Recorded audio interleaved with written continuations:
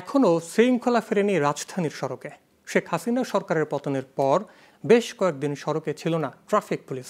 সে সুযোগে গণপরিবহন ও গাড়ির পাশাপাশি সব প্রধান সড়কে চলছে রিকশা ও ব্যাটারি চালিত রিকশা। কিন্তু সপ্তাহখানেক ধরে বিভিন্ন গুরুত্বপূর্ণ সড়কে আবারও দায়িত্ব পালন শুরু করেছে ট্রাফিক পুলিশ। কিন্তু হর হামেশাই লাগছে যানজট।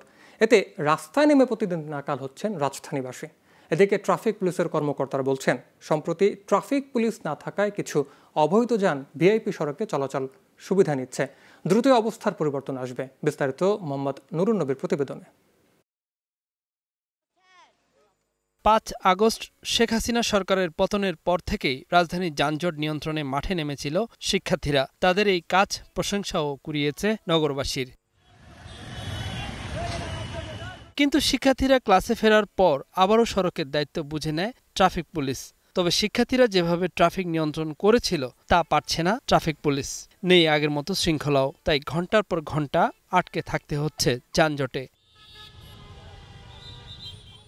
রাজধানীর ভিআইপি সড়কেও একই চিত্র। দ্রুতগামী বাস, মিনিবাসের সাথে পাল্লা দিয়ে চলছে রিকশা ও ব্যাটারি চালিত রিকশাসহ বিভিন্ন রকমের অবৈধ যানবাহন।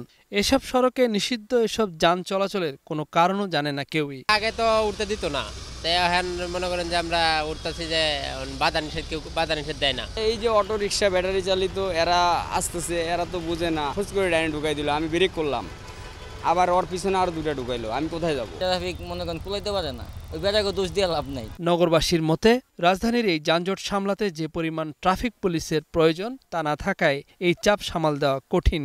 আবার দীর্ঘ সময় আটকে থেকে নাবিশ্বাস যাত্রীদের সবাই চান দ্রুত শৃঙ্খলা ফিরে আসুক সড়কে। প্রাণপ্রিয় ছাত্ররা যখন রাস্তায় ট্রাফিক কন্ট্রোল করেছে, রিক্সার জন্য লেন বানা, সিএনজির জন্য, ওই সময় কিন্তু চমৎকারভাবে সবাই আমরা মেনটেন করছি। সবাই এখন স্বাধীনভাবে চলতে চায়, তারাও মেন রোডে অটো রিক্সা উঠে দেয়। এখন ট্রাফিক সিগন্যালের সমস্যার কারণে একটু যানজটটা বাড়ছে।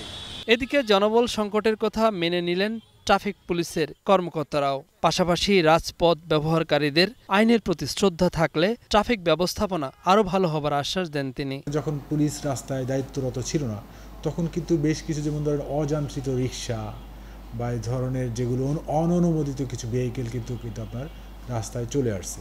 অলরেডি ধরেন গতকালকে থেকে আমরা যাতে রিক্সা প্রবেশ না করে সেই বিষয়ে কিন্তু আমরা একটু হার্ডলাইনে আছি, আজকে আরেকটু কমে নিয়ে আসছি।